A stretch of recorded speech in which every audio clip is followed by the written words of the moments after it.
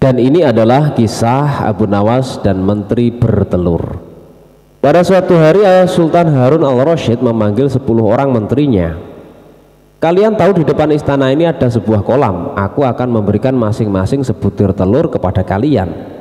Menyelamlah kalian ke dalam kolam itu dan kemudian serahkanlah telur-telur itu kepadaku. Apabila kamu muncul ke permukaan nanti, aku ingin tahu kepandaian Abu Nawas. Kemudian Sultan menyuruh memanggil Abu Nawas ke istananya. Kepada Abu Nawas dan ke 10 orang menterinya itu Sultan bertitah, kamu sekalian aku perintahkan turun ke kolam itu, menyelam, dan apabila muncul ke permukaan serahkanlah kepadaku sebutir telur ayam. Barang siapa tidak menyerahkan telur, niscaya mendapatkan hukuman dariku. Mencari telur di dalam air, pikir Abu Nawas sambil memandang kepada menteri-menteri itu. Mereka tampak ta'zim dan siap melaksanakan perintah. Adakah ayam betina di dalam kolam itu? Hari malam pun telah tiba. Keesokan harinya pagi, benar-benar menteri-menteri itu menyelam ke dalam kolam. Dan ketika muncul dari kolam, masing-masing membawa sebutir telur dan menyerahkan kepada Sultan. Abu Nawas tidak kunjung muncul ke permukaan. Ia berenang kesana kesini mencari telur. Dikoreknya dinding kolam, namun tak juga ditemukannya. Setelah capek mengitari dasar kolam, terpikir dalam benaknya bahwa ia dianiaya oleh Sultan. Maka ia pun berdoa kepada Tuhan mohon keselamatan. Keluarlah ia dari kolam dan naik ke daratan. Di depan Sultan ia berkokok-kokok dan berjalan laksana seekor ayam jantan.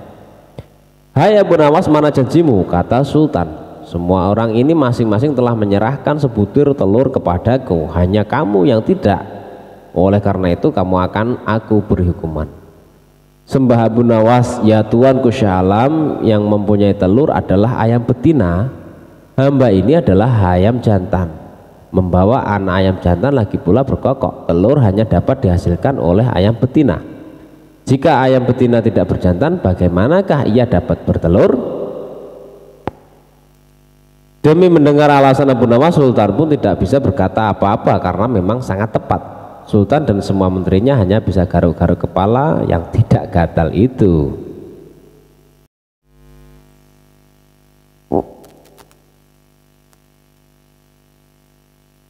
Kisah Abu Nawas dan pesan bagi hakim. Bapaknya Abu Nawas adalah seorang penghulu kerajaan Baghdad bernama Maulana.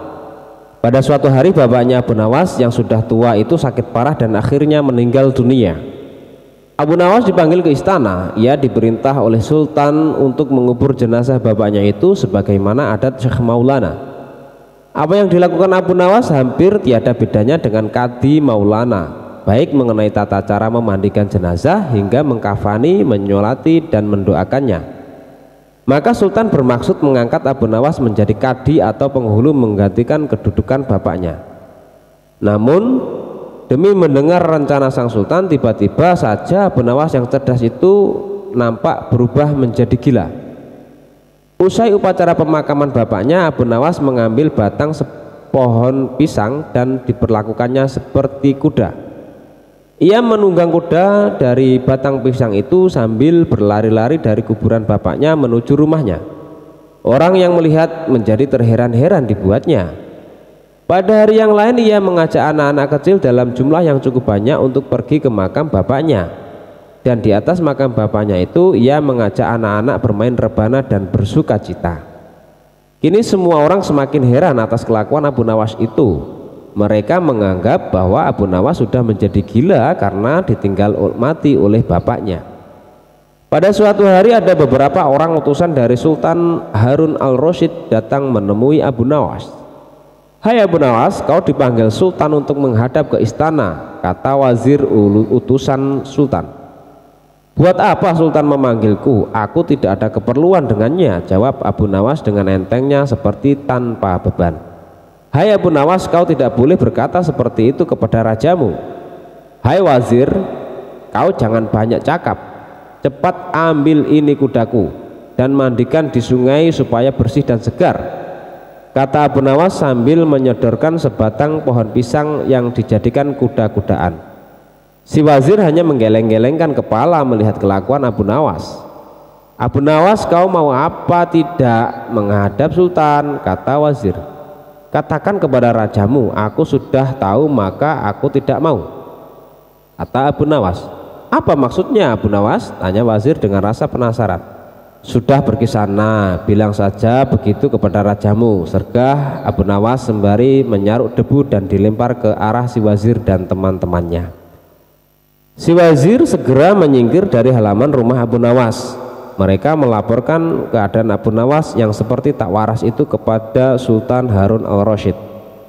Dengan geram Sultan berkata, kalian bodoh semua, hanya menghadapkan Abu Nawas kemari saja tidak becus.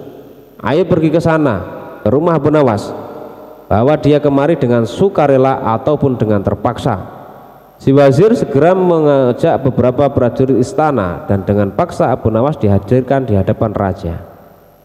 Namun lagi-lagi di depan raja Abu Nawas berlagak pilon. Bahkan tingkah lakunya ugal-ugalan tak selayaknya berada di hadapan seorang raja. Abu Nawas bersikaplah sopan, tegur Baginda. Ya Baginda, tahukah Anda apa Abu Nawas? Baginda, terasi itu asalnya dari udang. Kurang ajar kau menghinaku Nawas. Tidak Baginda, siapa bilang udang berasal dari terasi? Baginda merasa dilecehkan. Ia naik pitam dan segera memberi perintah kepada para pengawalnya. Hajar dia, pukul dia sebanyak 25 kali. Wah, Abu Nawas yang kurus kering itu akhirnya lemas tak berdaya dipukuli tentara yang bertubuh kekar. Usai dipukuli, Abu Nawas disuruh keluar istana. Ketika sampai di pintu gerbang kota, ia dicegat oleh penjaga. Hai Abu Nawas, tempo hari ketika engkau hendak masuk ke kota ini, kita telah mengadakan perjanjian bukan? Masa kau lupa pada janjimu itu? Jika engkau diberi hadiah oleh Baginda, maka engkau berkata, aku bagi dua, engkau satu bagian, aku satu bagian. Nah, sekarang mana bagianku itu? Hai penjaga pintu gerbang, apakah kau benar-benar menginginkan hadiah Baginda yang diberikan kepadaku tadi? Iya, tentu itu kan sudah merupakan perjanjian kita. Baik, aku berikan semuanya, bukan hanya satu bagian. Wah, ternyata kau baik hati sekali Abu Nawas. Memang harusnya begitu, kau kan sudah sering menerima hadiah dari Baginda. Tanpa banyak cakap lagi, Abu Nawas mengambil sebatang kayu yang agak besar, lalu orang itu dipukulinya sebanyak 25 kali. Tentu saja orang itu menjerit-jerit kesakitan dan menganggap Abu Nawas telah menjadi gila. Setelah penunggu gerbang kota itu kelenger, Abu Nawas meninggalkannya begitu saja. Ia terus melangkah ke rumahnya. Sementara itu si penjaga pintu gerbang mengadukan nasibnya kepada Sultan Harun al-Rasyid. Ya Tuanku Syah Alam, ampun beribu ampun, hamba datang kemari mengadukan Abu Nawas yang telah memukul hamba sebanyak 25 kali tanpa suatu kesalahan. Hamba mohon keadilan dari Tuanku Baginda. Baginda segera memerintah pengawal untuk memanggil Abu Nawas. Setelah Abu Nawas berada di hadapan Baginda, ia ditanya, hai Abu Nawas, benarkah kau telah memukuli penunggu pintu gerbang kota ini sebanyak 25 kali pukulan? Berkata Abu Nawas, ampun tuanku, hamba melakukannya karena sudah sepatutnya dia menerima pukulan itu. Apa maksudmu? Coba kau jelaskan sebab musababnya kau memukuli orang itu, tanya Baginda. Tuanku, kata Abu Nawas, hamba dan penunggu pintu gerbang ini telah mengadakan perjanjian bahwa jika hamba diberi hadiah oleh Baginda, maka hadiah tersebut akan dibagi dua, satu bagian untuknya, satu bagian untuk saya. Nah, pagi tadi hamba menerima hadiah 25 pukulan, maka saya berikan pula hadiah 25 pukulan kepadanya. Hai penunggu pintu gerbang, benarkah kau telah mengadakan perjanjian seperti itu dengan Abu Nawas? Tanya Baginda. Benar tuanku, jawab penunggu pintu gerbang. Tapi hamba tiada mengira jika Baginda memberikan hadiah pukulan. Dasar tukang peras, sekarang kena batunya kau, sahut Baginda. Abu Nawas tiada bersalah, bahkan sekarang aku tahu bahwa penjaga pintu gerbang kota Baghdad adalah orang yang suka narget, suka memeras orang. Kalau kau tidak merubah kelakuan burukmu itu, sungguh aku akan memecat dan menghukum kamu. Ampun tuanku, sahut penjaga pintu gerbang dengan gemetar. Abu Nawas berkata, tuanku, hamba sudah lelah, sudah mau istirahat, tiba-tiba diwajibkan hadir di tempat ini, padahal hamba tiada bersalah. Hamba mohon ganti rugi, sebab jatah waktu istirahat hamba sudah hilang karena panggilan tuanku, padahal besok hamba harus mencari nafkah untuk keluarga hamba. Sejenak baginda melengak, terkejut atas protes Abu Nawas. Namun tiba-tiba ia tertawa terbahak-bahak. Jangan khawatir Abu Nawas. Baginda kemudian memerintahkan bendahara kerajaan memberikan sekantong uang perak kepada Abu Nawas. Abu Nawas pun pulang dengan hati riang gembira. Tetapi sesampai di rumahnya, Abu Nawas masih bersikap aneh dan bahkan semakin nyentrik seperti orang gila sungguhan. Pada suatu hari Raja Harun al-Rasyid mengadakan rapat dengan para menterinya.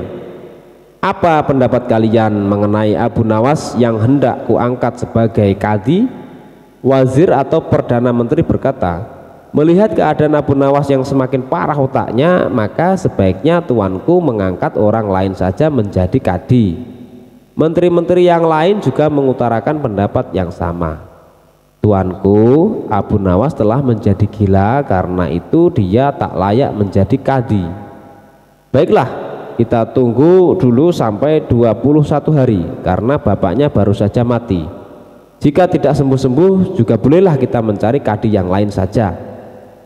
Setelah lewat 1 bulan Abu Nawas masih dianggap gila, maka Sultan Harun al-Rasyid mengangkat orang lain menjadi kadi atau penghulu kerajaan Baghdad.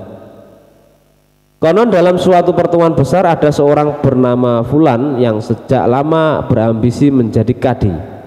Ia mempengaruhi orang-orang di sekitar baginda untuk menyetujui jika ia diangkat menjadi kadi.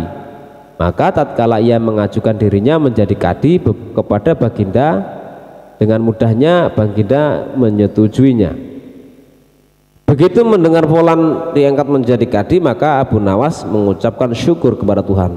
Alhamdulillah, aku telah terlepas dari bala yang mengerikan. Tapi sayang sekali, kenapa harus Fulan yang menjadi kadi? Kenapa tidak yang lain saja? Mengapa Abu Nawas bersikap seperti orang gila? Ceritanya begini. Pada suatu hari ketika ayahnya sakit parah dan hendak meninggal dunia, ia memanggil Abu Nawas untuk menghadap. Abu Nawas pun datang mendekati bapaknya yang sudah lemah lunglai. Berkata bapaknya, hai anakku, aku sudah hampir mati. Sekarang ciumlah telinga kanan dan telinga kiriku. Abu Nawas segera menuruti pemerintahan terakhir bapaknya.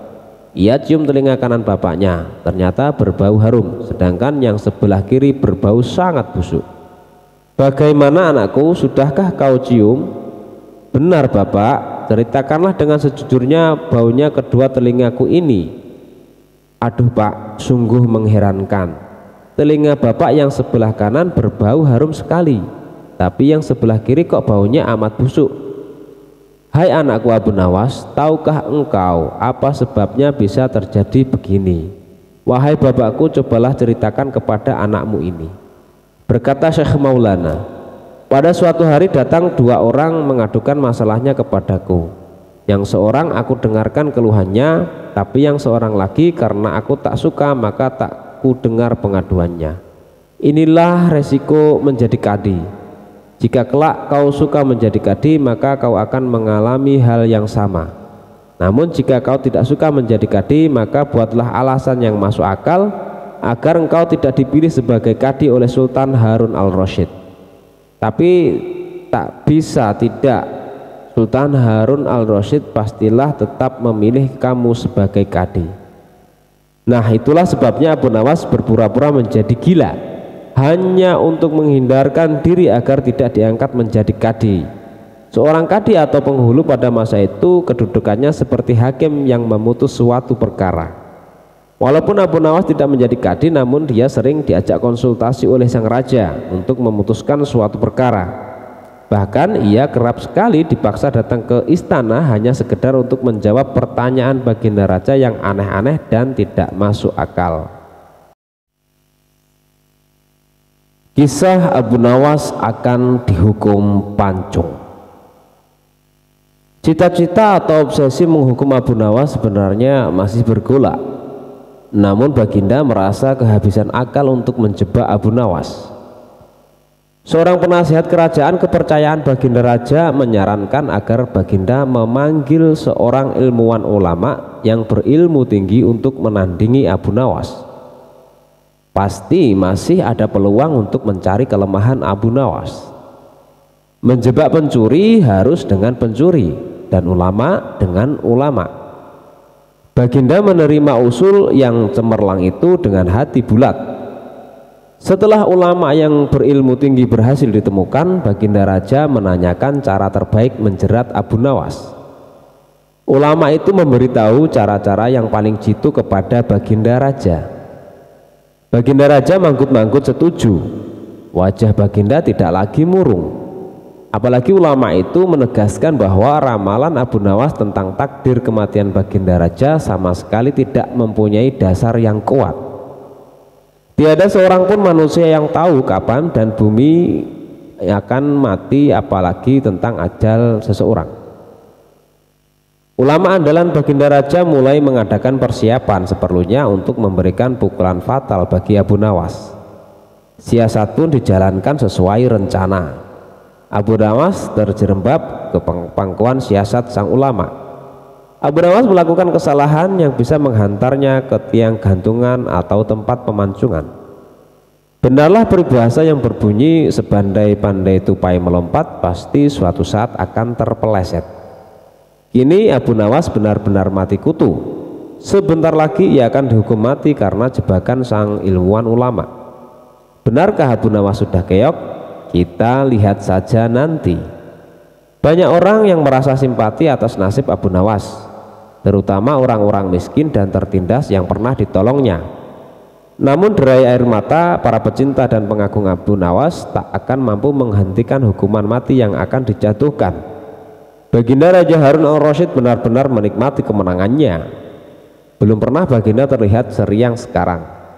Keyakinan orang banyak bertambah mantap. Hanya satu orang yang tetap tidak yakin bahwa hidup Abu Nawas akan berakhir setragis itu, yaitu istri Abu Nawas. Bukankah Allah Azza wa Jalla lebih dekat daripada urat leher? Tidak ada yang tidak mungkin bagi Allah yang maha gagah, dan kematian adalah mutlak urusannya. Semakin dekat hukuman mati bagi Abu Nawas, orang banyak semakin resah, tetapi bagi Abu Nawas malah sebaliknya. Semakin dekat hukuman bagi dirinya, semakin tenang hatinya. Malah Abu Nawas nampak setenang air di danau di pagi hari.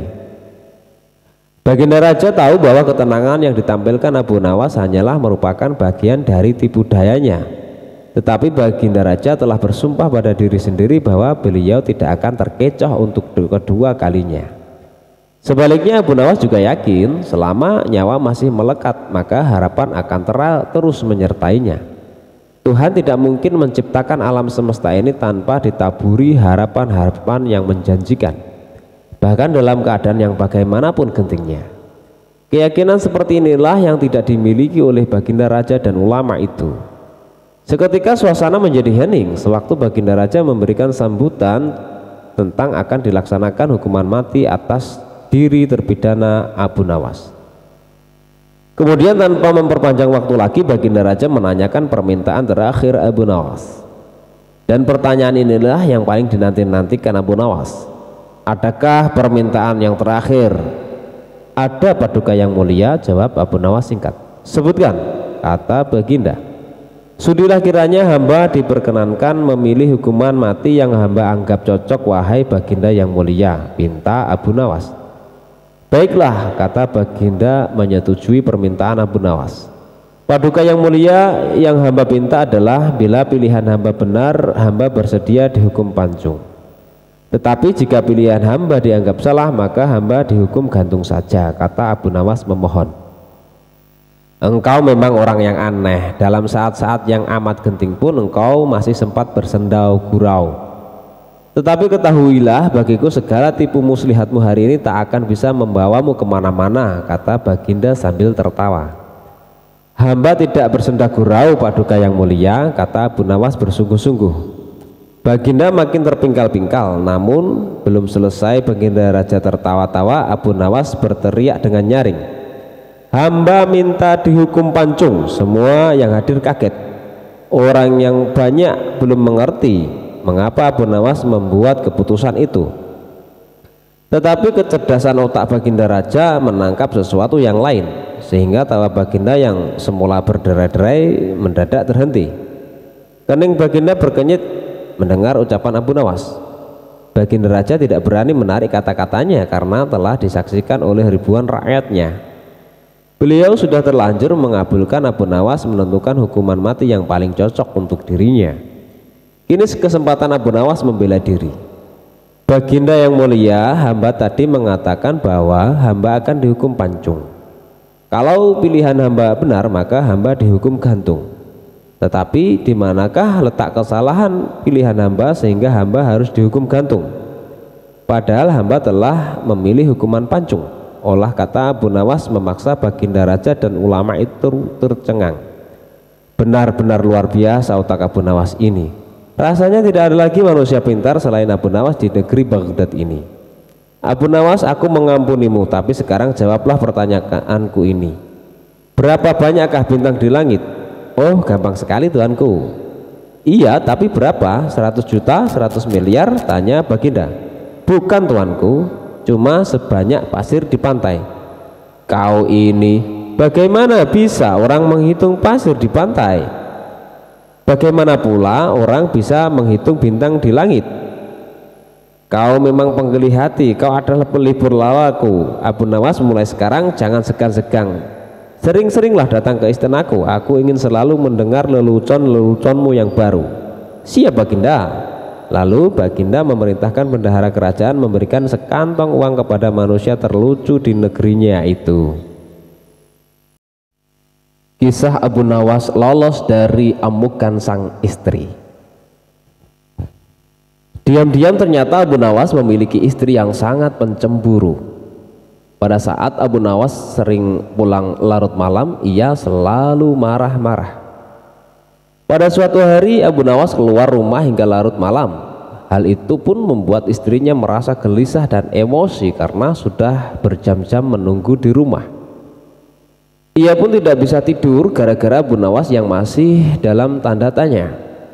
Bahkan istri Abu Nawas sudah menyiapkan suatu rencana untuk memarahi Abu Nawas ketika dia pulang nanti. Waktu pun sudah menunjukkan larut malam, begitu gelap. Namun Abu Nawas tetap saja tak kunjung kembali pulang. Tiba-tiba saja dalam kondisi yang seperti itu terdengar suara yang seperti orang hendak masuk dari jendela rumah yang terbuat dari kayu itu. Mendengar suara itu, istri Abu Nawas pun langsung siap siaga untuk melancarkan aksinya. Ia menuju jendela sambil memegang sepotong kayu berukuran lumayan besar.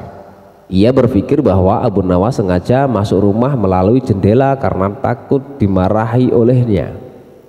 Tak lama kemudian masuklah seseorang melalui jendela yang ukurannya relatif kecil. Dalam kondisi yang sangat gelap, wajah orang tersebut tak kelihatan. Akan tetapi istri Abu Nawas yang sudah terlanjur tersulut emosinya langsung saja memukulkan kayu ke orang tersebut. Ia memukul secara membabi buta hingga membuat orang yang dikira suaminya itu jatuh tak berdaya. Ampun, ampun, ujar orang tersebut. Tentu saja karena pukulan yang membabi buta yang dilakukan oleh istri Abu Nawas tersebut membuat orang tadi terkapar di lantai. Istri Abu Nawas pun merasa sangat puas dengan tindakannya ini. Ia menganggap bahwa tindakannya setimpal atas kesalahan suaminya si Abu Nawas. Ayo cepat bangun, lain kali jangan diulangi lagi dengan pulang larut malam, kata istri Abu Nawas dengan nada membentak. Setelah ditunggu beberapa menit, orang tersebut tak juga bangkit-bangkit. Maka mulailah istri Abu Nawas menjadi penasaran. Dalam pencahayaan yang kurang, ia mencoba melihat dengan seksama orang yang dipukulinya tadi. Betapa kagetnya istri Abu Nawas, ternyata orang itu bukanlah suaminya. Ia tak mengenali wajah orang yang dipukulinya. Dalam kondisi itu, istri Abu Nawas pun menyebut orang itu sebagai seorang pencuri dan berteriak dengan keras. Ada pencuri, tolong, tolong, teriak istri Abu Nawas.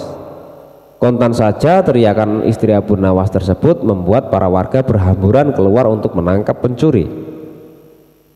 Tak lama kemudian beberapa warga pergi ke rumah Abu Nawas. Mereka lantas meringkus pencuri yang sudah tidak berdaya di lantai. Para warga pun merasa kaget melihat kejadian itu. Ada seorang pencuri yang ditaklukkan oleh seorang wanita. Pencuri itu babak belur terkena pukulan dari istri Abu Nawas. Wah, hebat sekali, pencuri ini sampai terbaring tak berdaya di lantai. Mungkin butuh waktu berminggu-minggu agar bisa pulih kembali, kata salah satu warga. Maaf Pak, saya tak bermaksud menyakitinya, apalagi sampai separah itu. Hanya kekeliruan saja Pak, kata istri Abu Nawas. Keliru bagaimana? Tanya warga. Waktu itu ia masuk melalui jendela dapur. Saya kira suami saya yang baru pulang berpesta dengan teman-temannya, makanya saya langsung gebuk, jelas istri Abu Nawas. Tak berapa lama kemudian Abu Nawas pun datang di tengah-tengah mereka. Setelah mendengar cerita tentang seorang pencuri yang babak belur dihajar istrinya, ia pun tersenyum kecil dan bersyukur. Untung saja bukan saya yang dihajar, makanya jangan main pukul, beginilah akibatnya, kata Abu Nawas. Namun demikian Abu Nawas cukup bangga dengan keberanian istrinya yang sanggup melumpuhkan seorang pencuri.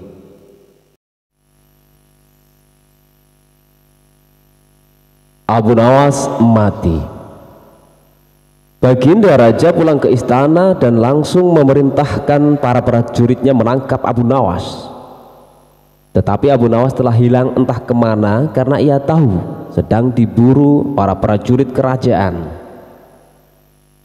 Dan setelah itu ia tahu bahwa para prajurit kerajaan sudah meninggalkan rumahnya. Abu Nawas baru berani pulang ke rumah. Suamiku, para prajurit kerajaan tadi pagi mencarimu. Ya istriku, ini urusan gawat. Aku baru saja menjual Sultan Harun ar-Rasyid menjadi budak. Apa? Raja ku jadikan budak. Kenapa kau lakukan itu suamiku? Supaya dia tahu di negerinya ada praktek jual beli budak dan jadi budak itu menjadi sengsara. Sebenarnya maksudmu baik, tapi Baginda pasti marah. Buktinya para prajurit diperintahkan untuk menangkapmu. Menurutmu apa yang akan dilakukan Sultan Harun ar-Rasyid kepadaku? Pasti kau akan dihukum berat suamiku. Wah gawat, aku akan mengerahkan ilmu yang kusimpan. Abu Nawas kemudian masuk ke dalam. Ia mengambil air wudhu lalu mendirikan sholat 2 rakaat. Lalu berpesan kepada istrinya apa yang harus dikatakan bila Baginda datang.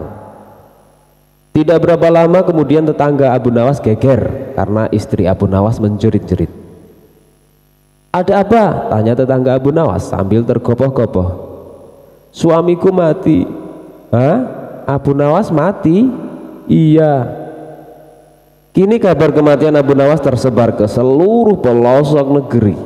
Baginda pun terkejut. Kemarahan dan kegeraman beliau agak susut mengingat Abu Nawas adalah orang yang paling pintar, menyenangkan dan menghibur Baginda Raja. Baginda Raja beserta beberapa pegawai beserta seorang tabib di istana segera menuju rumah Abu Nawas. Tabib segera memeriksa Abu Nawas. Sesaat kemudian ia memberi laporan kepada Baginda bahwa Abu Nawas memang telah mati beberapa jam yang lalu. Setelah melihat sendiri tubuh Abu Nawas terbujur kaku tak berdaya, Baginda Raja merasa terharu dan meneteskan air mata. Kemudian beliau bertanya kepada istri Abu Nawas, adakah pesan terakhir Abu Nawas untukku?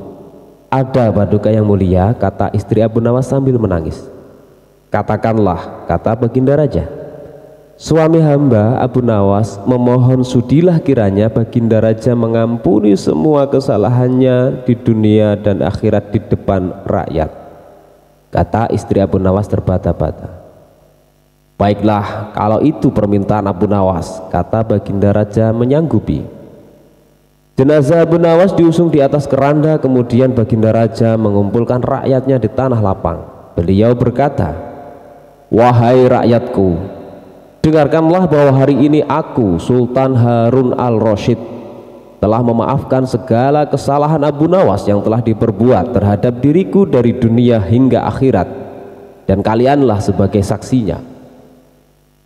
Tiba-tiba dari keranda yang terbungkus kain hijau terdengar suara keras, syukur. Seketika pengusung jenazah ketakutan, apalagi melihat Abu Nawas bangkit berdiri seperti mayat hidup. Seketika rakyat yang berkumpul itu pun lari tunggang langgang bertuburkan dan banyak yang jatuh tergilir. Abu Nawas sendiri segera berjalan ke hadapan Baginda. Pakaiannya yang putih-putih bikin Baginda sadar juga. Kau sebenarnya mayat hidup atau memang kau hidup lagi? Tanya Baginda dengan gemetar. Hamba masih hidup, tuanku. Hamba mengucapkan terima kasih yang tak terhingga atas pengampunan tuanku. Jadi kau masih hidup? Iya Baginda. Sekar bukar, buktinya kini hamba merasa lapar dan ingin segera pulang. Kurang ajar. Ilmu apa yang kamu pakai wahai Abu Nawas? Ilmu dari Maha Guru Sufi, guru hamba yang sudah meninggal dunia. Ajarkanlah itu kepadaku. Tidak mungkin Baginda, hanya guru hamba yang mampu melakukannya. Hamba tidak bisa mengajarkannya sendiri. Dasar pelit. Baginda menggerutu kecewa dan kemudian pergi meninggalkan Abu Nawas kembali ke istananya.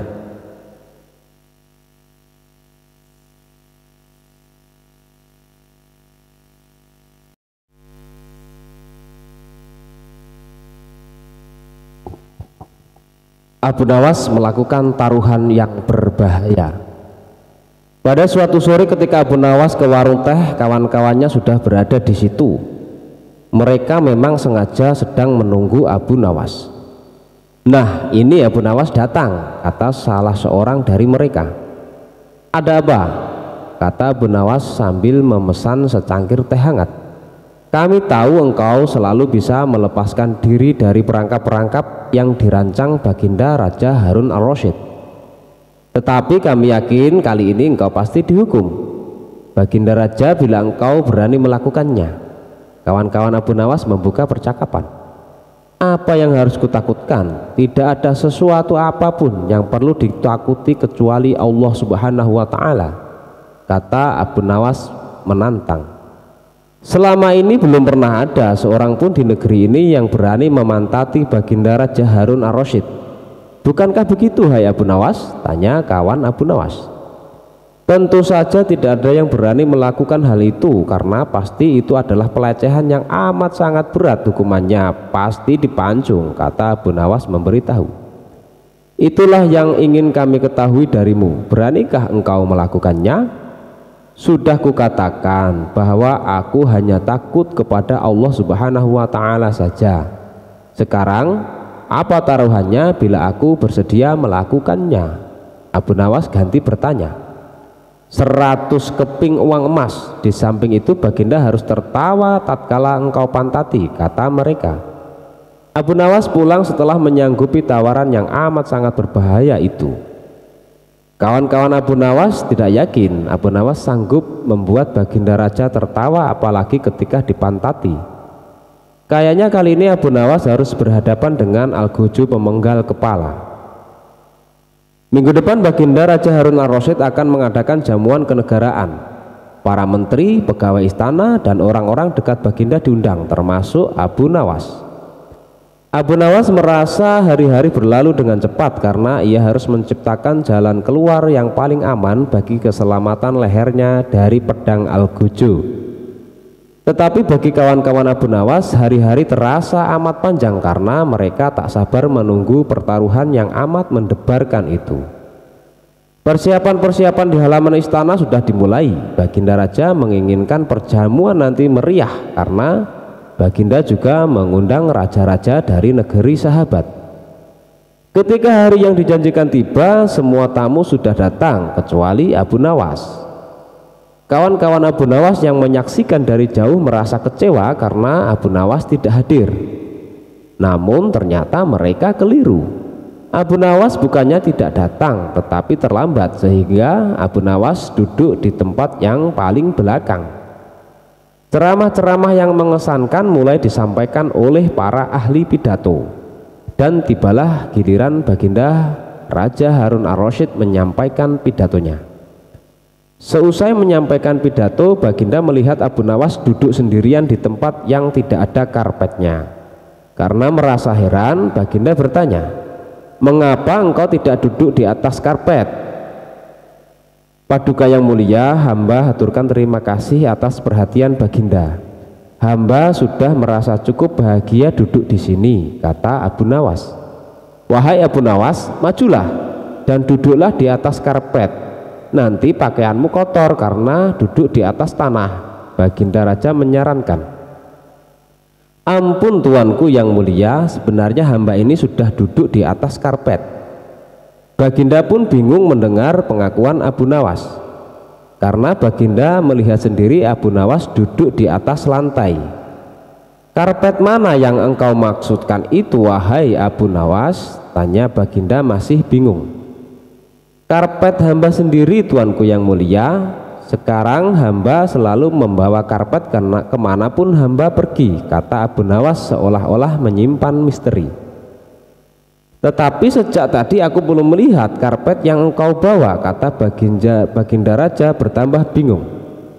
"Baiklah Baginda yang mulia, kalau memang ingin tahu maka dengan senang hati hamba akan menunjukkan kepada Paduka yang mulia," kata Abu Nawas sambil beringsut-ringsut ke depan. Setelah cukup dekat dengan Baginda, Abu Nawas berdiri kemudian menungging menunjukkan potongan karpet yang ditempelkan di bagian pantatnya. Abu Nawas kini seolah-olah memantati Baginda Raja Harun ar-Rasyid. Melihat ada sepotong karpet menempel di pantat Abu Nawas, Baginda Raja tak bisa membendung tawa sehingga beliau terpingkal-pingkal diikuti oleh para undangan. Menyaksikan kejadian yang menggelikan itu, kawan-kawan Abu Nawas merasa kagum. Namun mereka harus rela melepas 100 keping uang emas untuk Abu Nawas karena mereka kalah dalam taruhan tersebut.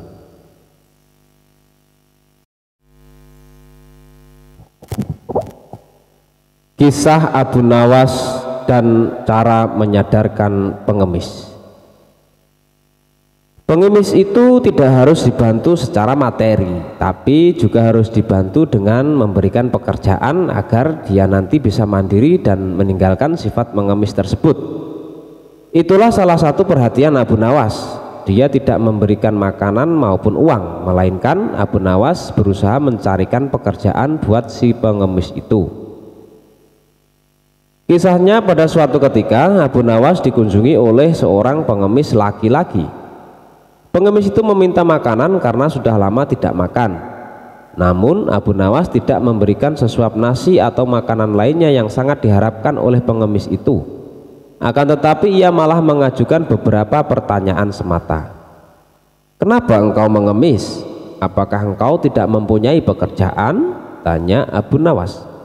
"Maaf tuan, saya sudah lama mencari pekerjaan tapi belum juga ada yang mau menerima saya bekerja," jawab pengemis itu. "Lalu apa engkau mau bekerja sekalipun pekerjaan itu berat?" tanya Abu Nawas. "Asalkan halal saya mau tuan," jawab si pengemis. Akhirnya Abu Nawas mengantarkan pengemis itu menemui sahabatnya, yaitu yang bernama Abu Wardah. Singkat cerita, pengemis itu diminta bekerja untuk mencabut rumput. Ternyata pengemis itu merupakan seorang pekerja yang sangat rajin dan tangkas. Dalam waktu yang sangat singkat saja, pekerjaannya pun telah selesai. Abu Wardah pun sangat kagum dan tergerak hatinya untuk memberikan pekerjaan yang lebih serius. Ia pun meminta pengemis itu untuk memisahkan satu ember kurma menjadi 3 bagian. Yang bagus diletakkan di keranjang pertama, sementara yang lumayan bagus diletakkan di keranjang kedua, dan kurma yang jelek diletakkan di keranjang ketiga. Namun ia lupa tidak memberikan penjelasan kepada pengemis itu tentang perbedaan antara yang baik dan yang jelek. Pada keesokan harinya Abu Nawas datang ke rumah Abu Wardah untuk menanyakan kabar dari pengemis itu. Ia pun menjelaskan bahwa pengemis itu sangat rajin dan terampil mencabut rumput di ladang, sehingga dirinya menyimpulkan bahwa pengemis itu adalah pekerja yang baik. Maka dari itu Abu Wardah memberikan pekerjaan yang lebih serius kepadanya. Sekarang dia bekerja apa? Tanya Abu Nawas. Tadi malam saya suruh untuk memisahkan kurma-kurma menjadi 3 bagian. Mari kita ke sana untuk melihatnya. Tentu sudah selesai pekerjaannya itu, kata Abu Wardah. Tak lama kemudian keduanya pun sangat terkejut ketika melihat pengemis itu tidur pulas, tidak mengerjakan pekerjaan yang telah diberikan kepadanya. Dengan penuh tanya, Abu Wardah pun membangunkan pengemis itu. Kenapa engkau tidak menyelesaikan pekerjaanmu yang sangat mudah itu? Tanya Abu Wardah. Maaf Tuan, kalau hanya memindahkan kurma sesungguhnya itu mudah. Yang sulit adalah membuat keputusan mana kurma yang baik, lumayan baik, dan jelek. Karena saya tidak diberitahu sebelumnya, jawab pengemis. Sungguh itu tak terpikirkan olehku, kata Abu Wardah. Abu Nawas pun tersenyum melihat kejadian itu. Ia pun menegur Abu Wardah karena Abu Wardah hanya bisa memberikan tugas saja, tetapi dia tidak dapat mengajarinya dengan baik.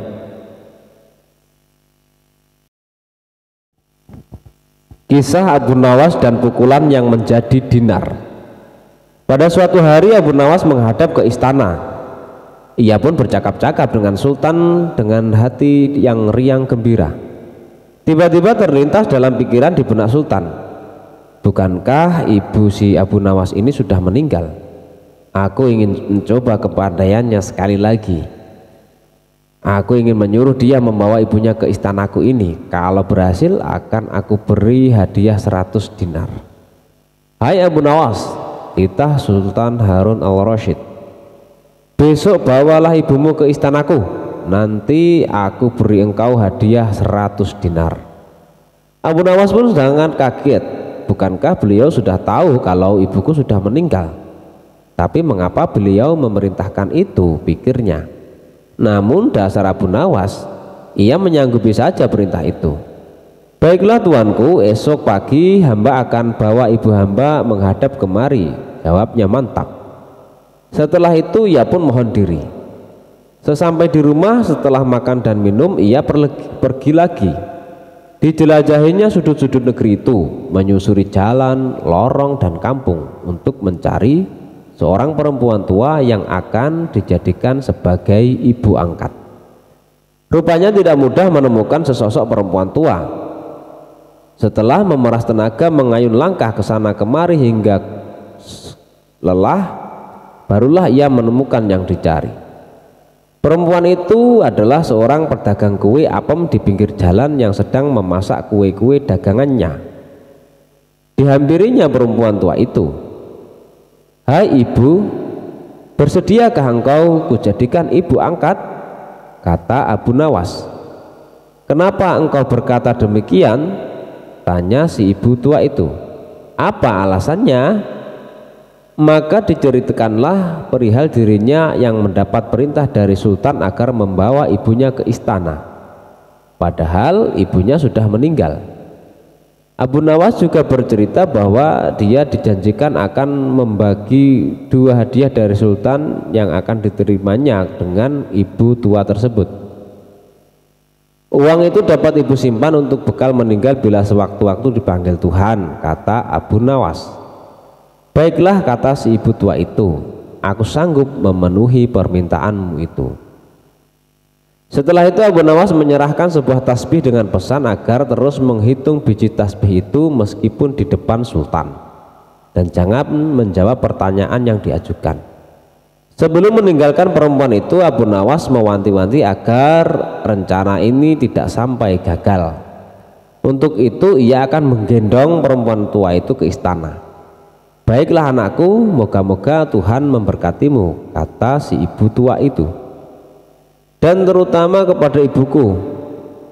Keesokan harinya, pagi-pagi sekali Abu Nawas sudah sampai di istana lalu memberikan salam kepada Sultan.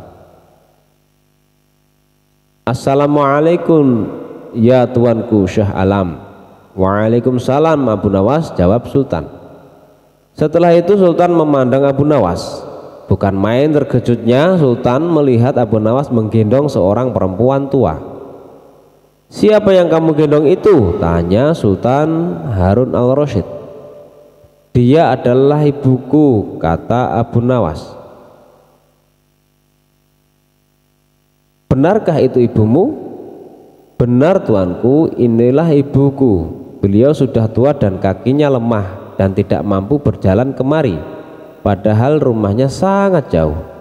Itulah sebabnya hamba menggendong ibu kemari, kata Abu Nawas sambil mendudukkan ibu tua itu di hadapan sang raja. Setelah duduk, ibu tua itu pun segera memegang tasbih dan segera menghitung biji tasbih tanpa henti, meski Sultan mengajukan beberapa pertanyaan kepadanya. Tentu saja Sultan tersinggung. Ibumu ini sangat tidak sopan, Abu Nawas. Lagi pula apa yang dikatakannya itu sampai tidak mau berhenti. Sembah Abu Nawas, ya tuanku Syah Alam, suami ibu hamba ini 99 banyaknya. Beliau sengaja menghafal nama-nama mereka satu persatu dan tidak akan berhenti sebelum selesai semuanya. Demi mendengar ucapan Abu Nawas itu perempuan itu pun melempar tasbih dan bersembah datang kepada Sultan. Ya tuanku Syah Alam, katanya, adapun hamba ini dari muda sampai tua begini hanya seorang suami hamba. Apabila sekarang ini berada di hadapan tuanku, itu adalah atas permintaan Abu Nawas. Dia berpesan agar hamba menghitung-hitung biji tasbih dan tidak menjawab pertanyaan tuanku. Nanti Abu Nawas akan membagi dua hadiah yang akan diterimanya dari tuanku. Begitu mendengar ucapan perempuan tua itu, Sultan tertawa dan menyuruh memukul Abu Nawas 100 kali.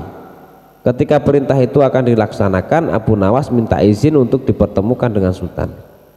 Ya tuanku, hukuman apakah yang akan tuanku jatuhkan kepada hamba ini? Karena engkau berjanji kepadaku akan membawa ibumu kemari, aku pun berjanji akan memberi hadiah uang 100 dinar. Tapi karena kamu tidak bisa memenuhi janjimu, dapatlah engkau 100 kali pukulanku, kata Sultan. Ya tuanku Syah Alam, kata Abu Nawas, hamba berjanji dengan perempuan tua ini akan membagi dua hadiah yang akan tuanku berikan kepada hamba. Tetapi karena sekarang hamba mendapat dera, hadiah itu juga harus dibagi dua. Karena yang bersalah 2 orang. Hamba terimalah hukuman itu, tetapi 50 seorang dengan perempuan tua ini. Dalam hati Sultan bergumam, jangankan dipukul 50 kali, dipukul sekali saja perempuan tua ini tidak akan mampu berdiri. Setelah itu Sultan memberi 50 dinar kepada perempuan itu sambil berpesan agar tidak cepat percaya kepada Abu Nawas bila lain kali menemuinya. Dengan sukacita diterimanya hadiah itu dan dipandangnya Abu Nawas. Ya tuanku Syah Alam, ampun beribu ampun. Jika ibuku telah mendapat anugerah dari Paduka, tidak adil kiranya bila anaknya ini dilupakan begitu saja. Ya terimalah pula bagianmu, ujar Baginda sambil tersenyum. Ini semua orang tertawa dalam hati setelah Abu Nawas bermohon diri pulang ke rumah. Demikianlah pula perempuan itu dan semua yang hadir di balairu istana dengan perasaan masing-masing. Kisah saudagar dan jin ifrit. Tuan kata Syekhrazade, dahulu kala ada seorang saudagar yang sangat kaya raya. Dia memiliki tanah yang luas, harta yang berlimpah, dan tentu saja uang yang banyak. Banyak sekali pekerja dan buruh yang menggantungkan hidupnya pada si saudagar.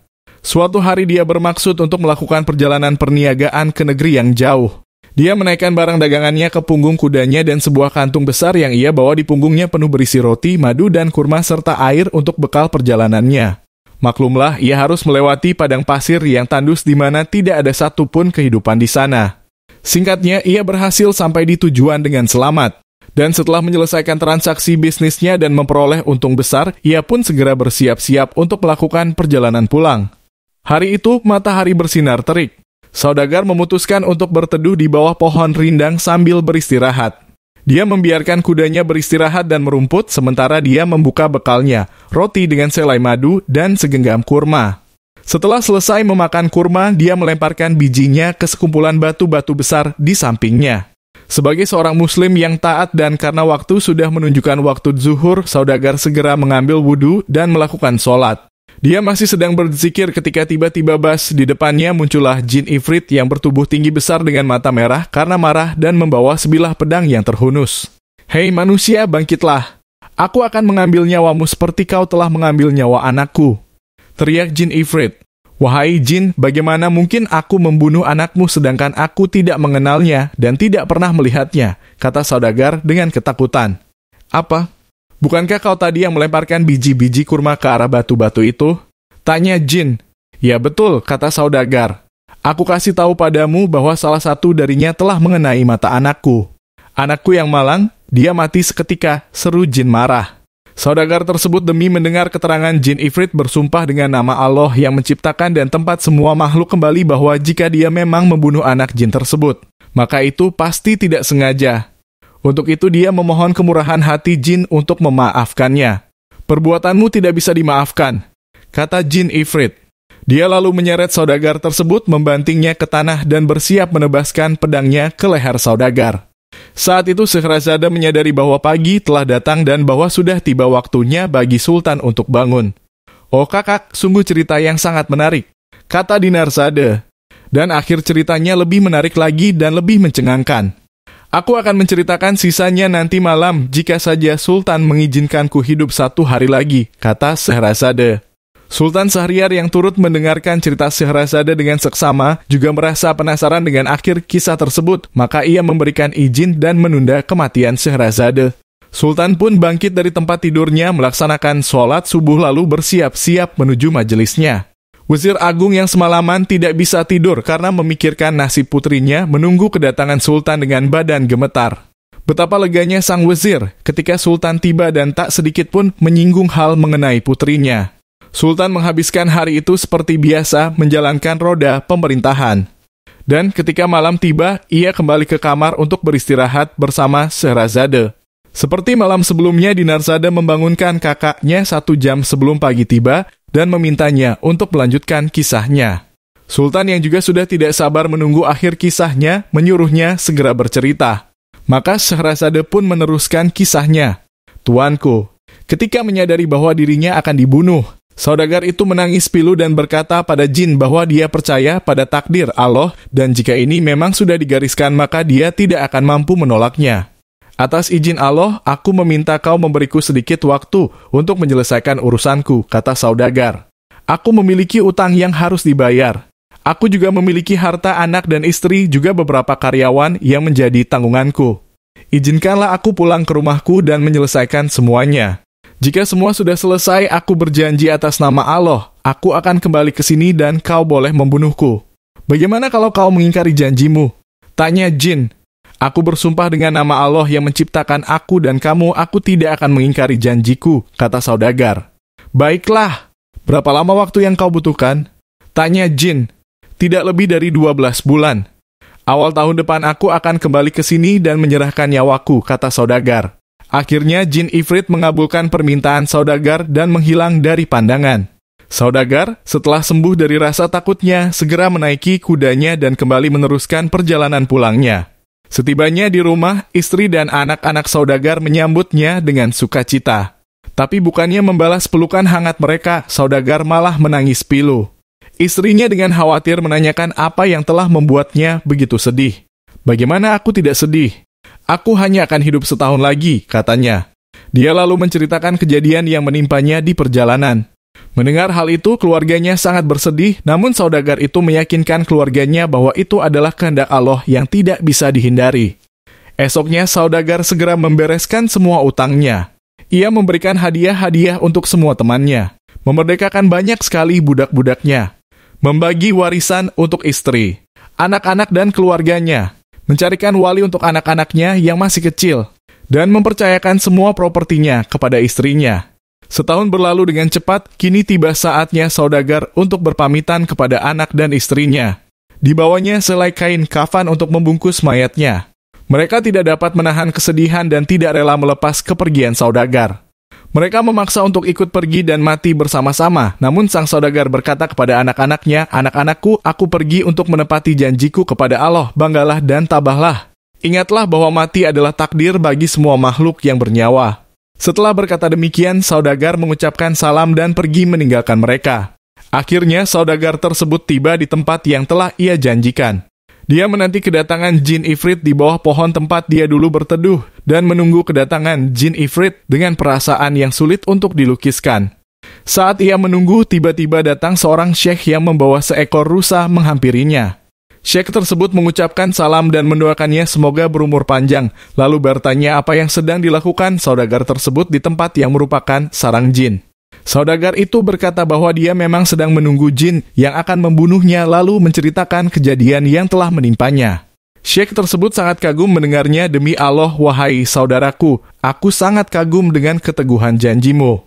Aku akan duduk di sampingmu dan tidak akan meninggalkan tempat ini sampai aku melihat apa yang akan dilakukan jin itu kepadamu. Tidak berapa lama, datanglah lagi seorang syekh yang membawa 2 ekor anjing hitam di tangannya. Setelah mengucapkan salam dan mendengar cerita mengenai si saudagar, syekh yang kedua ini pun memutuskan untuk ikut menunggu bersama mereka berdua. Demikian pula ketika datang syekh ketiga yang membawa seekor kuda. Dia pun memutuskan untuk ikut menunggu kedatangan jin ifrit. Akhirnya ketika matahari sudah menciptakan bayangan panjang, datanglah jin ifrit dengan matanya yang menyala dan pedang terhunus. Serahkan nyawamu. Hari ini aku akan membunuhmu seperti kau membunuh anakku. Seru jin sambil menyeret saudagar hingga jatuh di tanah. Saudagar tersebut menangis dengan sangat memilukan hingga ketiga syekh pun turut merasakan kepedihannya.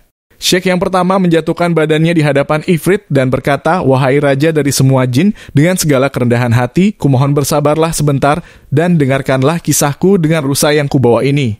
Jika kau merasa ceritaku lebih menarik dari kisah saudagar yang hendak kau ambil nyawanya, maka ringankanlah sepertiga dari hukumannya. Setelah berdiam diri sejenak, akhirnya jin itu menjawab, baiklah. Maka syekh yang pertama itu menceritakan kisahnya. Abu Nawas mengemban tugas yang berat dari sang raja. Abu Nawas belum kembali, kata istrinya. Ia bersama seorang pendeta dan seorang ahli yoga sedang melakukan pengembaraan suci. Padahal saat ini Baginda amat membutuhkan bantuan Abu Nawas. Beberapa hari terakhir ini Baginda merencanakan membangun istana di awang-awang, karena sebagian dari raja-raja negeri sahabat telah membangun bangunan-bangunan yang sangat luar biasa. Baginda tidak ingin menunggu Abu Nawas lebih lama lagi. Beliau mengutus beberapa orang kepercayaannya untuk mencari Abu Nawas. Mereka tidak berhasil menemukan Abu Nawas, karena Abu Nawas ternyata sudah berada di rumah ketika mereka baru saja berangkat. Abu Nawas menghadap Baginda Raja Harun ar-Rasyid. Baginda amat riang. Saking gembiranya, beliau mengajak Abu Nawas bergurau. Setelah saling tukar-menukar cerita-cerita lucu, lalu Baginda mulai mengutarakan rencananya. Aku sangat ingin membangun istana di awang-awang agar aku lebih terkenal di antara raja-raja yang lain. Adakah kemungkinan keinginanku itu terwujud, wahai Abu Nawas? Tidak ada yang tidak mungkin dilakukan di dunia ini, Paduka yang mulia, kata Abu Nawas berusaha mengikuti arah pembicaraan Baginda. Kalau menurut pendapatmu hal itu tidak mustahil diwujudkan, maka aku serahkan sepenuhnya tugas ini kepadamu, kata Baginda dan dengan merasa puas. Abu Nawas terperanjat. Ia menyesal telah mengatakan kemungkinan mewujudkan istana di awang-awang. Tetapi nasi telah menjadi bubur. Kata-kata yang telah terlanjur didengar oleh Baginda tidak mungkin ditarik kembali. Baginda memberi waktu Abu Nawas beberapa minggu. Rasanya tak ada yang lebih berat bagi Abu Nawas kecuali tugas yang diembannya sekarang. Jangankan membangun istana di langit, membangun sebuah gubuk kecil pun sudah merupakan hal yang mustahil dikerjakan. Hanya Tuhan saja yang mampu melakukannya, begitu gumam Abu Nawas. Hari-hari berlalu seperti biasa. Tak ada yang dikerjakan Abu Nawas kecuali memikirkan bagaimana membuat Baginda merasa yakin kalau yang dibangun itu benar-benar istana di langit. Seluruh ingatannya dikerahkan dan dihubung-hubungkan. Abu Nawas bahkan berusaha menjangkau masa kanak-kanaknya, sampai ia ingat bahwa dulu ia pernah bermain layang-layang. Dan inilah yang membuat Abu Nawas girang. Abu Nawas tidak menyia-nyiakan waktu lagi. Ia bersama beberapa kawannya merancang layang-layang raksasa berbentuk persegi 4. Setelah rampung, baru Abu Nawas melukis pintu-pintu serta jendela-jendela dan juga ornamen-ornamen lainnya. Ketika semua selesai, Abu Nawas dan kawan-kawannya menerbangkan layang-layang raksasa itu dari suatu tempat yang dirahasiakan. Begitu layang-layang raksasa berbentuk istana itu mengapung di angkasa, penduduk negeri gempar. Baginda Raja girang bukan kepalang. Benarkah Abu Nawas berhasil membangun istana di langit? Dengan tidak sabar beliau didampingi beberapa orang pengawal bergegas menemui Abu Nawas. Abu Nawas berkata dengan bangga, "Paduka yang mulia, istana pesanan Paduka telah rampung." "Wah, engkau benar-benar hebat, wahai Abu Nawas," kata Baginda memuji Abu Nawas. "Terima kasih, wahai Baginda yang mulia," kata Abu Nawas. "Lalu bagaimana caranya aku ke sana?" tanya Baginda. "Dengan tambang, Paduka yang mulia," kata Abu Nawas. "Kalau begitu siapkan tambang itu sekarang. Aku ingin segera melihat istanaku dari dekat," kata Baginda tidak sabar. "Maafkan hamba, Paduka yang mulia. Hamba kemarin lupa memasang tambang itu, sehingga seorang kawan hamba tertinggal di sana dan tidak bisa turun," kata Abu Nawas. "Bagaimana dengan engkau sendiri, Abu Nawas? Dengan apa engkau turun ke bumi?" tanya Baginda. "Dengan menggunakan sayap, Paduka yang mulia," kata Abu Nawas dengan bangga. "Kalau begitu buatkan aku sayap supaya aku bisa terbang ke sana," kata Baginda. "Paduka yang mulia, sayap itu hanya bisa diciptakan dalam mimpi," kata Abu Nawas menjelaskan. "Engkau berani mengatakan aku gila sepertimu?" tanya Baginda sambil melotot. "Iya Baginda, kurang lebih seperti itu," jawab Abu Nawas tangkas. "Apa maksudmu?" tanya Baginda lagi. Baginda tahu bahwa membangun istana di awang-awang adalah pekerjaan yang mustahil dilaksanakan, tetapi Baginda tetap menyuruh hamba mengerjakannya. Sedangkan hamba juga tahu bahwa pekerjaan itu mustahil dikerjakan, tetapi hamba tetap menyaguhi titah Baginda yang tidak masuk akal itu. Kata Abu Nawas berusaha meyakinkan Baginda. Tanpa menoleh, Baginda Raja kembali ke istana diiringi oleh para pengawalnya. Abu Nawas berdiri sendirian sambil memandang ke atas melihat istana terapung di awang-awang. "Sebenarnya siapa di antara kita yang gila?" tanya Abu Nawas mulai jengkel. "Hamba kira kita berdua sama-sama tidak waras," jawab Raja dengan tegasnya.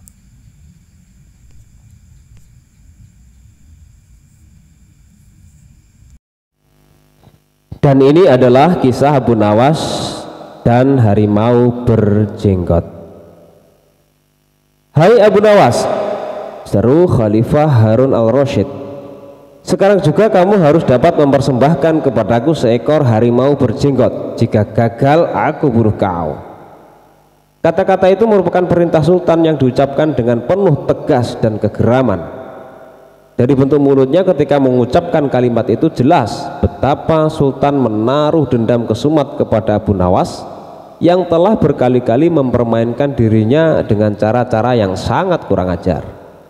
Perintah itu merupakan cara Baginda untuk dapat membunuh Abu Nawas. "Ya Tuanku Syah Alam," jawab Abu Nawas, "semua perintah Paduka akan hamba laksanakan, namun untuk yang satu ini hamba mohon waktu 8 hari. "Baik," kata Baginda. Alkisah pulanglah Abu Nawas ke rumah. Agaknya ia sudah menangkap gelagat bahwa raja sangat marah kepadanya. Dicarinya akal supaya dapat mencelakakan diriku agar terbalas dendamnya, pikir Abu Nawas. Jadi aku juga harus berhati-hati. Sesampainya di rumah, dipanggilnya 4 orang tukang kayu dan disuruhnya membuat kandang macan. Hanya dalam waktu 3 hari kandang itu pun sudah siap. Kepada istrinya ia berpesan agar menjamu orang yang berjenggot yang datang ke rumah. Apabila Adinda dengar Kakanda mengetuk pintu kelak, suruh dia masuk ke dalam kandang itu, kata Abu Nawas sambil menunjuk kandang tersebut. Ia kemudian bergegas pergi ke musola dengan membawa sajadah. Baik, kata istrinya. Hai Abu Nawas, tumben kamu salat di sini? Bertanya imam dan penghulu musola itu. Sebenarnya saya mau menceritakan hal ini kepada orang lain, tapi kalau tidak kepada tuan penghulu, kepada siapa lagi saya mengadu? Jawab Abu Nawas. Tadi malam saya ribut dengan istri saya, itu sebabnya saya tidak mau pulang ke rumah. Pucuk dicinta, ulam pun tiba, pikir penghulu itu. Kubiarkan Abu Nawas tidur di sini dan aku pergi ke rumah Abu Nawas menemui istrinya. Sudah lama aku menaruh hati kepada perempuan cantik itu. Hai Abu Nawas, kata si penghulu, bolehkah aku menyelesaikan perselisihanmu dengan istrimu itu? Silahkan, jawab Abu Nawas. Hamba sangat berterima kasih atas kebaikan hati tuan. Maka pergilah penghulu ke rumah Abu Nawas dengan hati bunga-bunga dan dengan wajah berseri-seri. Diketuknya pintu rumah Abu Nawas. Begitu pintu terbuka, ia langsung mengambil istri Abu Nawas dan diajak duduk bersanding. Hai Adinda, katanya, apa gunanya punya suami jahat dan melarat? Lagi pula Abu Nawas hidupnya tak karuan. Lebih baik kamu jadi istriku, kamu dapat hidup senang dan tidak kekurangan suatu apapun. Baiklah kalau keinginan tuan demikian, jawab istri Abu Nawas. Tak berapa lama kemudian terdengar pintu diketuk orang.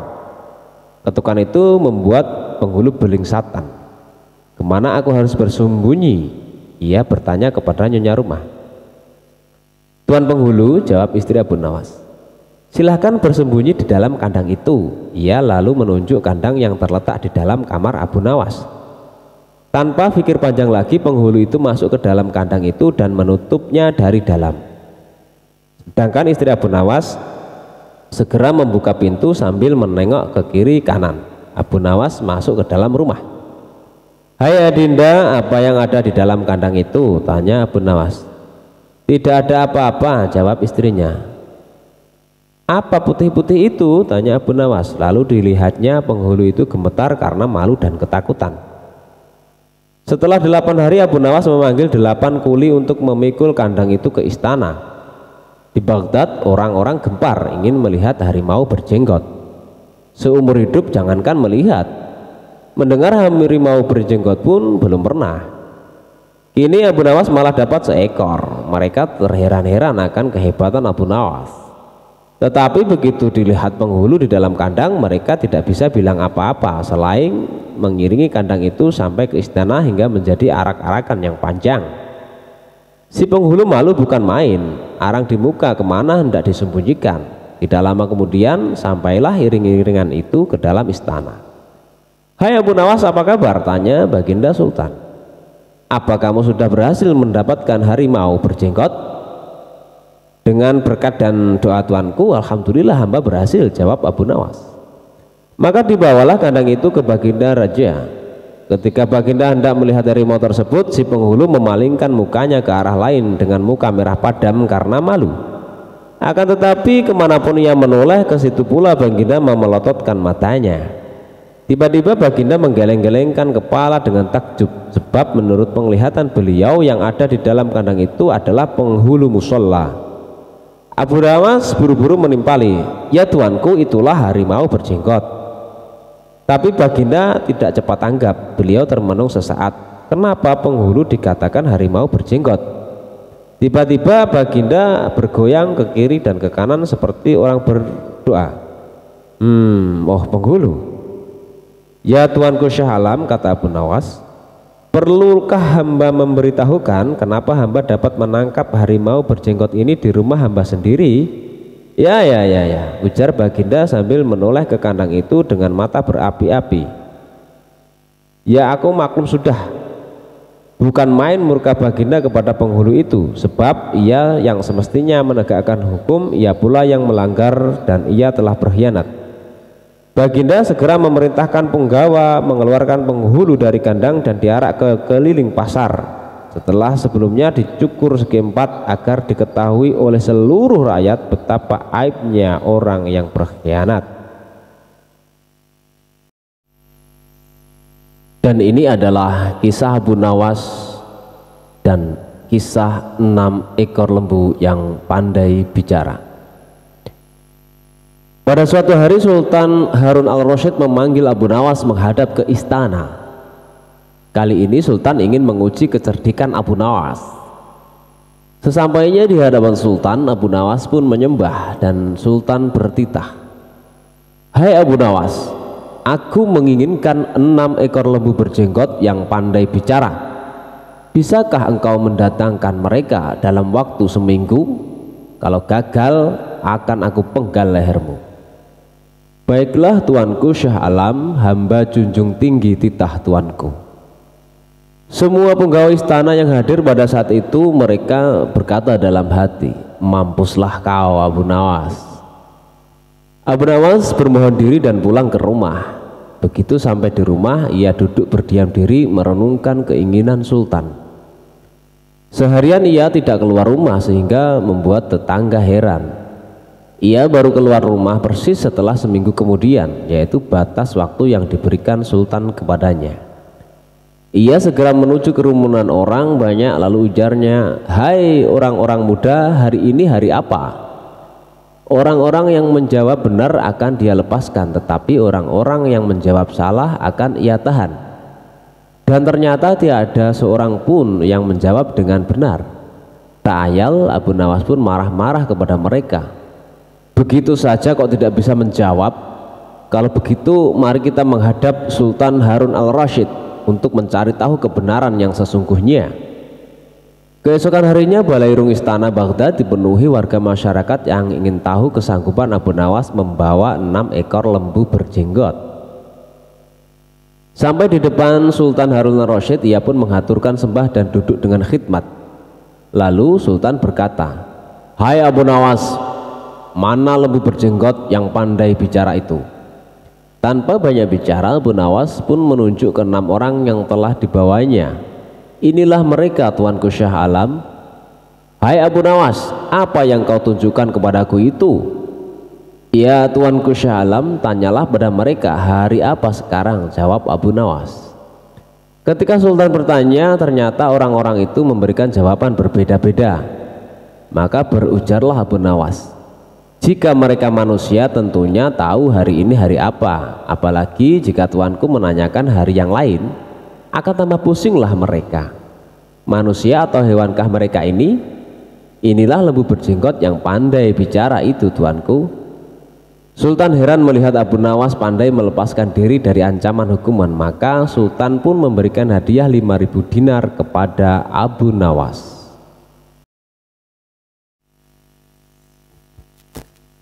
Kisah Abu Nawas hukum berdasarkan mimpi. Bukanlah Abu Nawas namanya kalau kehabisan akal pada saat terdesak dan juga pada saat terjepit.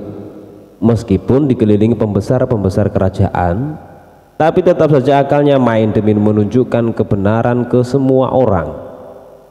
Salah satu kisahnya adalah ketika Abu Nawas harus menghentikan sepak terjang sang hakim yang tidak adil sama sekali, yaitu hukum berdasarkan mimpi.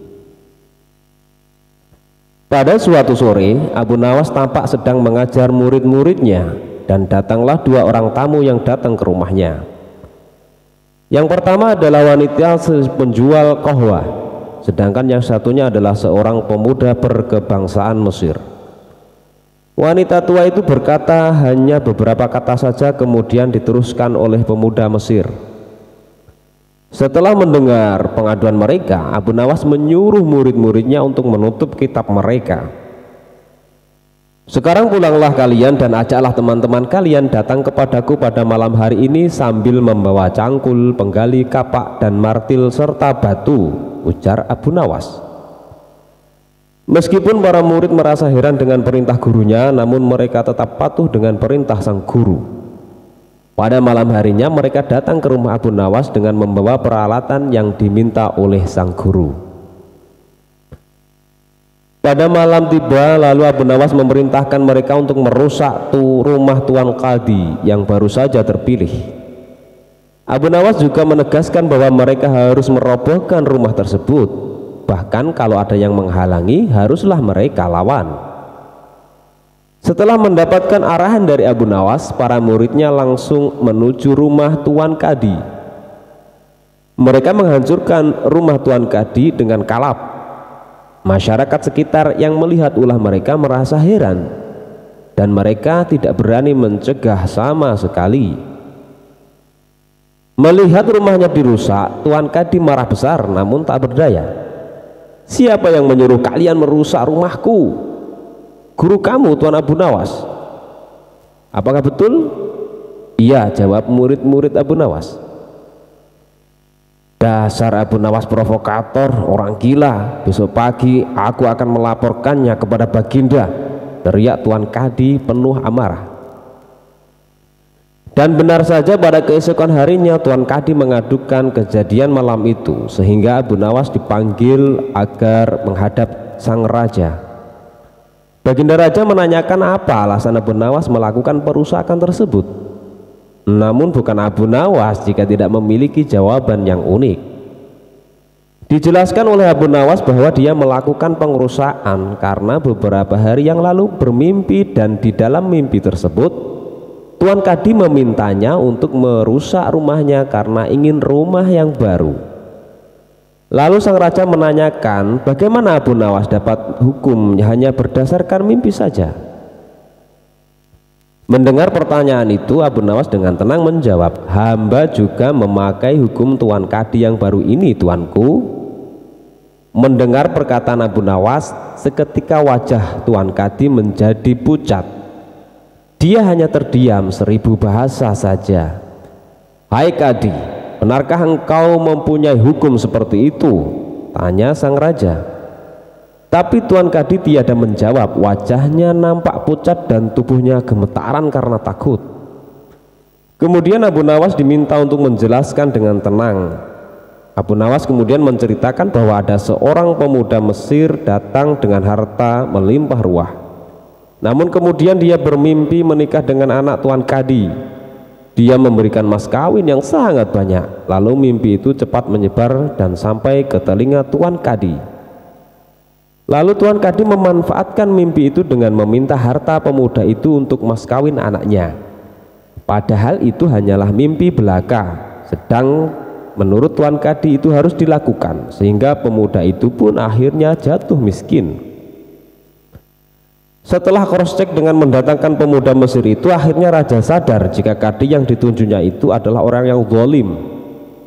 Kemudian raja memberikan hukuman mengambil harta Qadi dan diberikan kepada pemuda Mesir tersebut.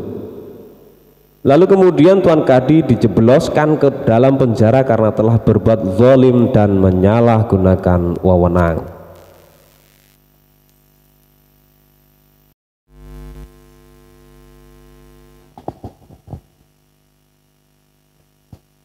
Abu Nawas tetap bisa mencari solusi. Mimpi buruk yang dialami oleh Baginda Raja Harun ar-Rasyid tadi malam menyebabkan Abu Nawas diusir dari negeri Baghdad. Abu Nawas tidak berdaya. Bagaimanapun ia harus segera menyingkir meninggalkan negeri Baghdad hanya karena mimpi. Masih jelas terngiang-ngiang kata-kata Baginda Raja di telinga Abu Nawas. "Tadi malam aku bermimpi bertemu dengan seorang laki-laki tua. Ia mengenakan jubah putih. Ia berkata bahwa negerinya akan ditimpa bencana bila orang yang bernama Abu Nawas masih tetap tinggal di negeri ini. Dia harus diusir dari negeri ini sebab orang itu membawa kesialan. Ia boleh kembali ke negerinya dengan syarat tidak boleh dengan berjalan kaki, berlari, merangkak, melompat-lompat, dan menunggang keledai atau binatang tunggangan yang lain." Dengan bekal yang diperkirakan cukup, Abu Nawas kemudian mulai meninggalkan rumah dan istrinya. Istri Abu Nawas hanya bisa mengiringi kepergian suaminya dengan derayan air mata. Sudah 2 hari penuh Abu Nawas mengendarai keledainya. Bekal yang dibawanya pun mulai Abu Nawas tidak terlalu meresapi pengusiran dirinya dengan kesedihan yang terlalu mendalam. Sebaliknya Abu Nawas merasa bertambah yakin bahwa Tuhan yang Maha Perkasa akan segera menolong keluar dari kesulitan yang sedang melilit pikirnya. Bukankah tiada seorang teman pun yang lebih baik daripada Allah Subhanahu wa Ta'ala dalam saat-saat seperti itu? Setelah beberapa hari Abu Nawas berada di negeri orang, ia mulai diserang rasa rindu yang menyayat-nyayat hatinya.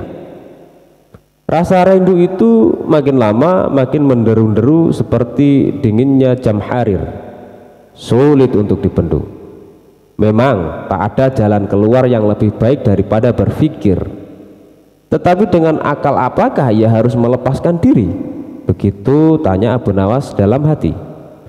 Apakah aku akan meminta bantuan orang lain dengan cara menggendongku dari negeri ini sampai ke istana Baginda? Rasanya tidak. Tidak akan ada seorang pun yang sanggup melakukannya. Aku harus bisa menolong diriku sendiri tanpa melibatkan orang lain, pikir Abu Nawas. Pada hari ke-19 Abu Nawas menemukan cara yang tidak termasuk larangan Baginda Raja Harun ar-Rasyid. Setelah segala sesuatunya dipersiapkan, Abu Nawas berangkat menuju ke negerinya sendiri. Perasaan rindu dan senang menggumpal jadi satu. Kerinduan yang selama ini melecut-lecut semakin menggila karena Abu Nawas sudah tahu semakin dekat dengan kampung halaman. Mengetahui Abu Nawas bisa pulang kembali, penduduk negeri gembira. Desas-desus tentang kembalinya Abu Nawas segera menyebar secepat bau semerbak bunga yang menyerbu hidung. Kabar kepulangan Abu Nawas juga sampai ke telinga Baginda Raja Harun al-Rasyid. Baginda juga merasa gembira mendengar berita itu, tetapi dengan alasan yang sama sekali berbeda. Rakyat gembira melihat Abu Nawas pulang kembali karena mereka mencintainya. Sedangkan Baginda Raja gembira mendengar Abu Nawas pulang kembali karena beliau merasa yakin kali ini pasti Abu Nawas tidak akan bisa mengelak dari hukuman. Namun Baginda amat sangat kecewa dan merasa terpukul melihat cara Abu Nawas pulang ke negerinya. Baginda sama sekali tidak pernah membayangkan kalau Abu Nawas ternyata bergelayut di bawah perut keledai, sehingga Abu Nawas terlepas dari sanksi hukuman yang akan dijatuhkan karena memang tidak bisa dikatakan telah melanggar larangan Baginda Raja, karena Abu Nawas tidak mengendarai keledai. Cara berkebun Abu Nawas. Dia ingin berkebun tanpa harus bersusah payah sibuk mencangkul karena sudah dicangkulkan orang lain secara gratis. Ibaratnya diam itu pasti, mungkin itulah istilahnya. Sebuah cara jitu dari si cerdik Abu Nawas dalam menghadapi orang-orang yang kelakuannya seringkali menjengkelkan. Meskipun tidak protes atau adu fisik, namun siasat Abu Nawas cukup membuat orang-orang tersebut menghentikan kebiasaan buruknya. Seorang musuh tak selamanya harus dilawan dengan kekuatan fisik, akan tetapi bagaimana seseorang dapat memanfaatkan potensi yang dimilikinya untuk kepentingannya sendiri. Itulah cara Abu Nawas dalam menyikapi tingkah laku pengawal Raja Harun al-Rasyid yang seringkali membuatnya jengkel. Meski demikian ia tak melawannya secara terang-terangan, melainkan menggunakan siasat yang baik dan tepat. Bagi seorang Abu Nawas, membalas perilaku jelek dari musuh malah tidak akan menyelesaikan masalah. Bahkan hal itu hanya akan membuat musuh akan semakin memusuhi dan membenci dirinya. Kegelisahan Abu Nawas terhadap pengawal raja bermula sejak dia diangkat menjadi penasihat istana. Bukan tanpa alasan raja mengangkat dirinya karena memang Abu Nawas memiliki kecerdikan yang begitu tinggi. Sejak tinggal di istana kerajaan, Abu Nawas mulai jauh dari keluarganya yang tinggal di rumah. Hal itu membuatnya seperti terpenjara. Bahkan untuk berkomunikasi dengan istrinya saja ia hanya bisa menanyakan kabar melalui surat.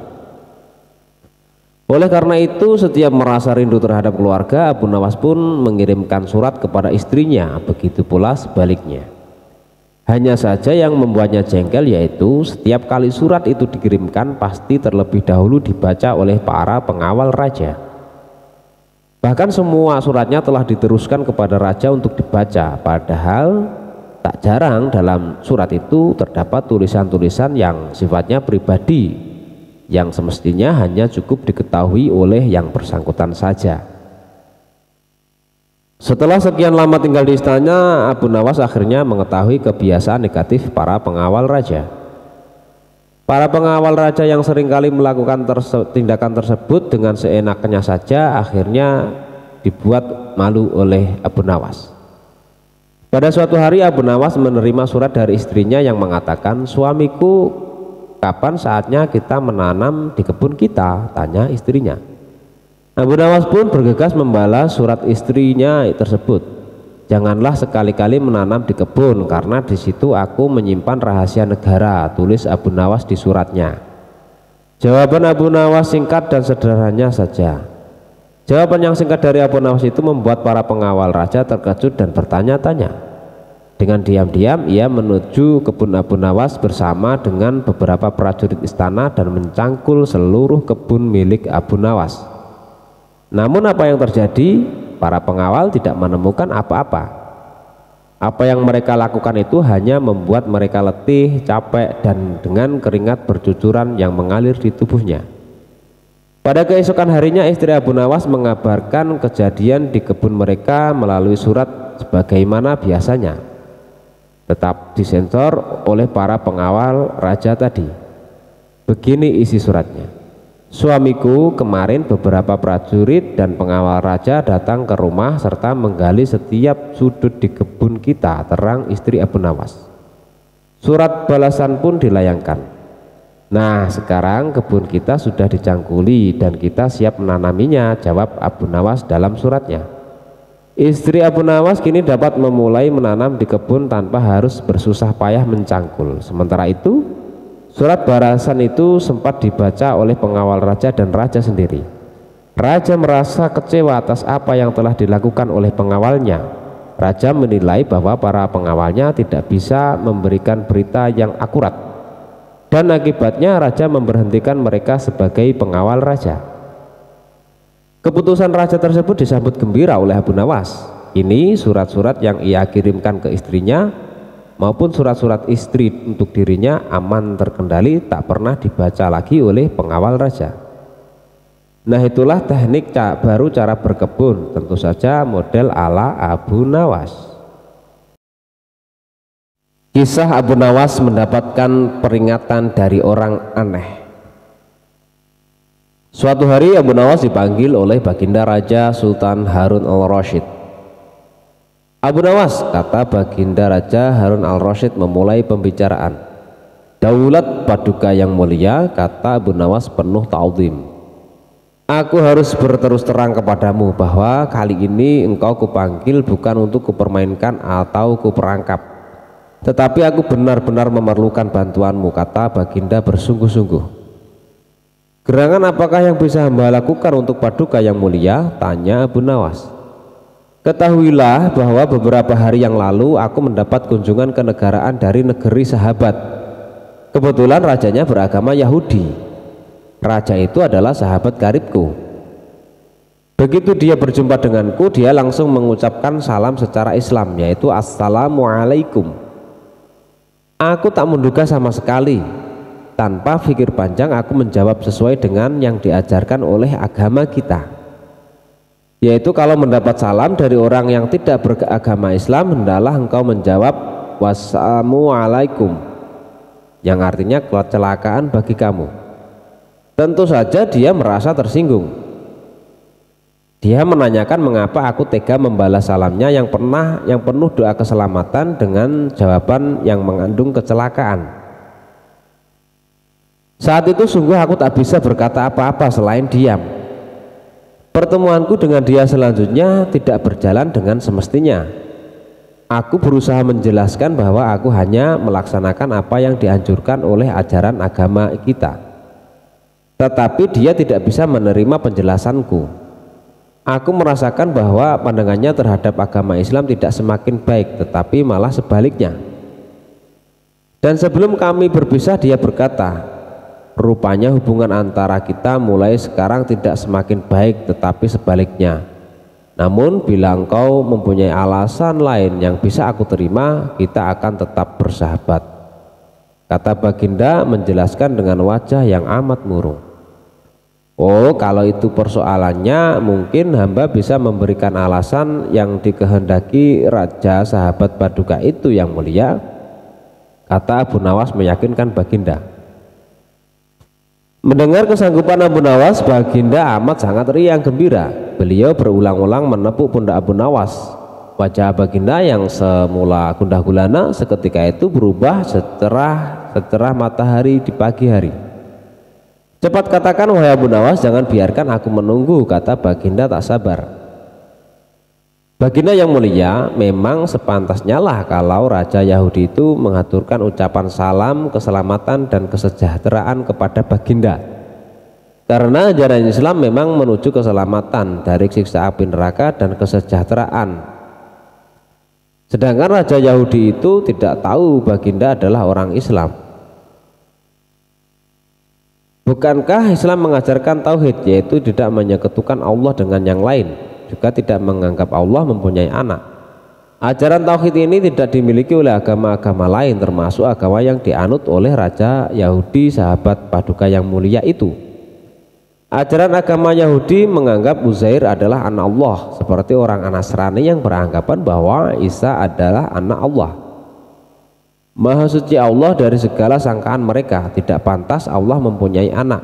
Sedangkan orang Islam membalas salam dengan ucapan wassalamualaikum atau kecelakaan bagi kamu, bukan berarti kami mendoakan agar kamu celaka, tetapi semata-mata karena ketulusan dan kejujuran ajaran Islam yang masih bersedia memperingatkan orang lain atas kecelakaan yang akan menimpa mereka bila mereka tetap berpegang teguh pada keyakinan yang keliru itu, yaitu tuduhan mereka bahwa Allah yang Maha Pengasih mempunyai anak. Abu Nawas menjelaskan. Seketika itu kegundahan baginda Raja Harun al-Rasyid sirna. Kali ini saking gembiranya baginda menawarkan Abu Nawas agar memilih sendiri hadiah apa yang disukai. Abu Nawas tidak memilih apa-apa karena ia berkeyakinan bahwa tak selayaknya ia menerima upah dari ilmu agama yang ia sampaikan. Dan ini adalah kisah Abu Nawas dan botol ajaib. Tidak ada henti-hentinya, tidak ada kapok-kapoknya. Baginda selalu memanggil Abu Nawas untuk dijebak dengan berbagai pertanyaan ataupun dengan tugas-tugas yang sangat aneh. Hari ini Abu Nawas juga dipanggil ke istana. Setelah tiba di istana, baginda raja menyambut Abu Nawas dengan sebuah senyuman. Akhir-akhir ini aku sering mendapat gangguan perut, kata tabib pribadiku. Aku kena serangan angin, kata baginda raja memulai pembicaraan. Ampun tuanku, apa yang bisa hamba lakukan hingga hamba dipanggil, tanya Abu Nawas. Aku hanya menginginkan engkau menangkap angin dan memenjarakannya, kata baginda. Abu Nawas hanya diam, tak sepatah kata pun keluar dari mulutnya. Ia tidak memikirkan bagaimana cara menangkap angin nanti, tetapi ia masih bingung bagaimana cara membuktikan bahwa yang ditangkap itu memang benar-benar angin.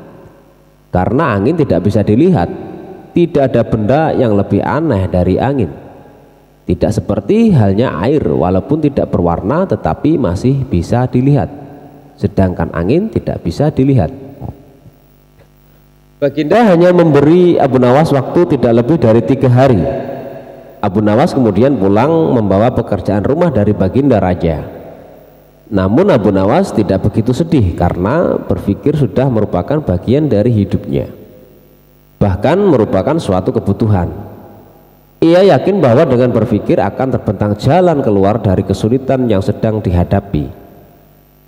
Dan dengan berpikir pula ia yakin bisa menyumbangkan sesuatu kepada orang lain yang membutuhkan, terutama orang-orang miskin.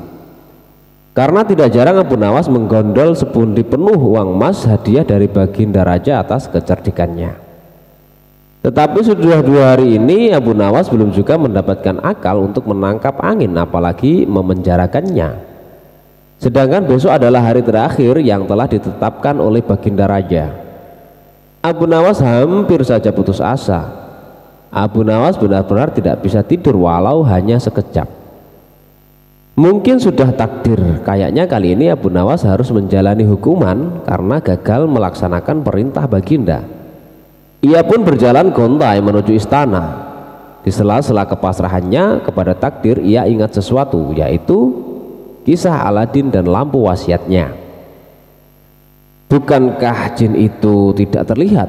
Abu Nawas bertanya kepada diri sendiri.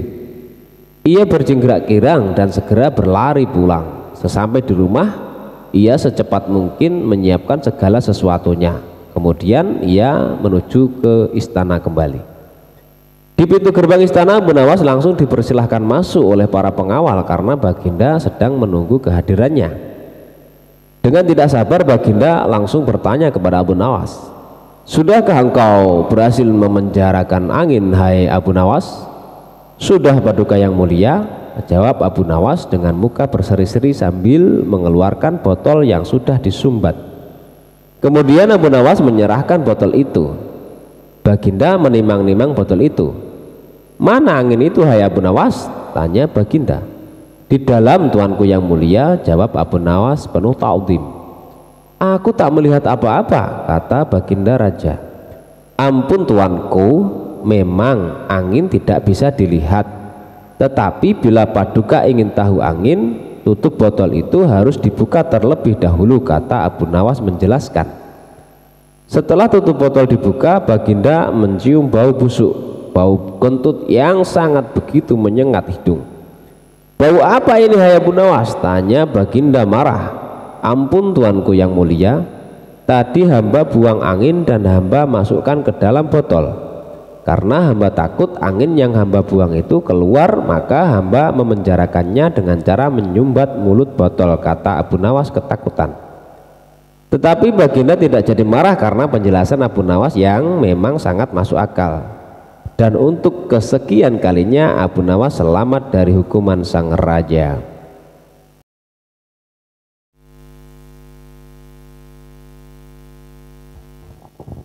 Sayembara menaklukkan gajah.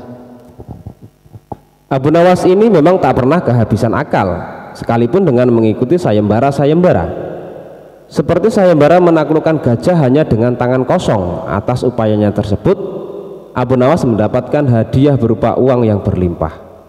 Bagaimana kisahnya? Begini kisahnya. Pada suatu hari Abu Nawas sedang berjalan-jalan bersantai menikmati keindahan alam. Di tengah perjalanan ia kaget karena melihat banyak orang bergerombol. Ia pun menghampiri kerumunan orang itu dan bertanya kepada salah seorang warga. Rasa penasaran ada apa gerangan kiranya dengan kerumunan itu. "Ada kerumunan apa di sana itu?" tanya Abu Nawas kepada salah seorang warga. "Ada pertunjukan keliling yang melibatkan seekor gajah yang ajaib," jawab orang itu. "Apa maksudmu dengan gajah ajaib itu?" tanya Abu Nawas penasaran. "Gajah itu hanya mau tunduk kepada tuannya saja. Dan yang lebih menakjubkan lagi, gajah itu mengerti bahasa manusia," jelas orang itu. Penjelasan itu telah membuat Abu Nawas semakin tertarik dan penasaran. Dia pun tak tahan untuk menyaksikan keajaiban hewan raksasa itu. Selang beberapa menit Abu Nawas sudah berada di tengah kerumunan warga. Para penonton antusias sekali sehingga membuat sang pemilik gajah dengan rasa bangga menawarkan hadiah yang cukup besar bagi siapa saja yang mampu membuat gajahnya mengangguk-angguk. Para penonton yang kepingin ikut pun maju satu persatu untuk mencoba peruntungannya. Mereka berusaha dengan berbagai cara untuk membuat gajah itu mengangguk-angguk, namun belum ada seorang pun yang menang. Melihat kegigihan gajah itu, Abu Nawas semakin penasaran. Dia pun akhirnya mendaftar untuk mengikuti sayembara tersebut. Kini giliran Abu Nawas yang maju menghadapi gajah ajaib itu. Tepat di depan gajah itu Abu Nawas bertanya, "Tahukah kamu siapakah aku ini?" Si gajah itu langsung menggeleng-gelengkan kepalanya. "Apakah kamu tidak takut kepadaku?" tanya Abu Nawas lagi. Namun gajah itu tetap menggeleng-gelengkan kepalanya. Apakah kamu takut kepada tuanmu? Tanya Abu Nawas lagi memancing. Gajah itu mulai ragu, dia hanya diam saja. Bila kamu tetap diam saja, baik, aku akan melaporkan kamu kepada tuanmu, ancam Abu Nawas. Gajah tetap menggeleng-gelengkan kepalanya. Oke, aku beri pertanyaannya sekali lagi. Apakah kamu takut kepada tuanmu? Tanya Abu Nawas sekali lagi. Akhirnya gajah ajaib itu mengangguk-anggukkan kepalanya berulang kali. Tak pelak seluruh penonton bersorak-sorai melihat kejadian ini. Atas keberhasilan Abu Nawas yang membuat gajah itu mengangguk-angguk, maka dia mendapatkan hadiah berupa uang yang segebok. Tapi karena melihat si pemilik gajah muram dan marah, Abu Nawas hanya minta sebagian dari hadiah yang ia terima, sedangkan yang sebagian lagi dikembalikan kepada sang tuan gajah. Setelah itu bubarlah pertunjukan sayembara itu yang dimenangkan oleh Abu Nawas. Abu Nawas pun pulang ke rumahnya, dan dalam perjalanan dia berpikir untuk apa uang yang telah dihasilkan tersebut. Enaknya untuk apa ya uang sebanyak ini? Gumam Abu Nawas dalam hati. Terbesit dalam benak Abu Nawas untuk menyumbangkan uang itu ke rumah-rumah Allah Subhanahu wa Ta'ala di desanya. Dan demikianlah kisah gajah ajaibnya. Nanti disambung lagi dengan balas dendam sang pemilik gajah kepada Abu Nawas. Tentunya lebih seru dan kocak.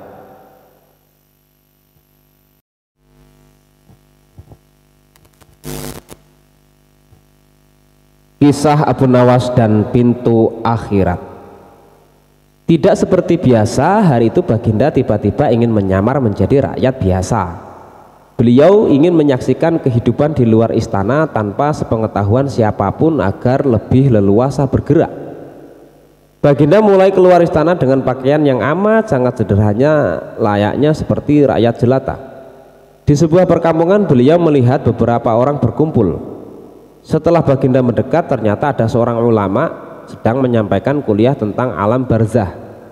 Tiba-tiba ada seorang yang datang dan bergabung di situ. Ia bertanya kepada ulama itu, kami menyaksikan orang kafir pada suatu waktu dan mengintip kuburnya, tetapi kami tiada mendengar mereka berteriak dan tidak pula melihat penyiksaan-penyiksaan yang katanya sedang dialaminya.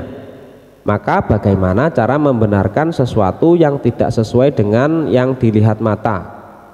Ulama itu kemudian berpikir sejenak, dan kemudian ulama itu berkata, untuk mengetahui yang sedemikian itu harus dengan panca indera yang lain. Ingatkah kamu dengan orang yang sedang tidur? Dia kadangkala bermimpi dalam tidurnya digigit ular, diganggu dan sebagainya. Ia juga merasa sakit dan takut ketika itu, bahkan memekik dan keringat bercucuran pada keningnya. Ia merasakan hal semacam itu seperti ketika tidak tidur. Sedangkan engkau yang duduk di dekatnya menyaksikan keadaan seolah-olah tidak terjadi apa-apa. Padahal apa yang dilihat serta dialaminya adalah dikelilingi ular. Maka jika masalah mimpi yang remeh saja sudah tidak mampu mata lahir melihatnya, mungkinkah engkau bisa melihat apa yang terjadi di alam barzah? Baginda Raja terkesan dengan penjelasan ulama itu. Baginda masih ikut mendengarkan kuliah itu. Kini ulama itu melanjutkan kuliahnya tentang alam akhirat. Dikatakan bahwa di surga tersedia hal-hal yang amat disukai nafsu, termasuk benda-benda. Salah satu benda-benda itu adalah mahkota yang amat luar biasa indahnya. Tak ada yang lebih indah dari barang-barang di surga, karena barang-barang itu tercipta dari cahaya. Saking indahnya maka satu mahkota jauh lebih bagus dari dunia dan isinya. Baginda makin terkesan. Beliau kemudian pulang ke istana. Baginda sudah tidak sabar ingin menguji kemampuan Abu Nawas. Lalu kemudian Abu Nawas dipanggil. Setelah menghadap Baginda Raja, kemudian Baginda mengatakan sesuatu kepada Abu Nawas. Aku menginginkan engkau sekarang juga berangkat ke surga, kemudian bawakan aku sebuah mahkota surga yang katanya tercipta dari cahaya itu. Apakah engkau sanggup, wahai Abu Nawas? Sanggup Paduka yang mulia, kata Abu Nawas langsung menyanggupi tugas yang mustahil dilaksanakan itu. Tetapi Baginda harus menyanggupi pula satu syarat yang akan hamba ajukan. Sebutkan syarat itu, kata baginda raja. Hamba mohon baginda menyediakan pintunya agar hamba bisa memasukinya. Pintu apa? Tanya baginda belum mengerti. Pintu alam akhirat, jawab Abu Nawas. Apa itu? Tanya baginda ingin tahu. Kiamat wahai paduka yang mulia. Masing-masing alam mempunyai pintu. Pintu alam dunia adalah liang peranakan ibu. Pintu alam barzah adalah kematian. Dan pintu alam akhirat adalah kiamat. Surga berada di alam akhirat. Bila baginda masih tetap menghendaki hamba mengambilkan sebuah mahkota di surga, maka dunia harus kiamat terlebih dahulu. Mendengar penjelasan Abu Nawas, baginda raja terdiam.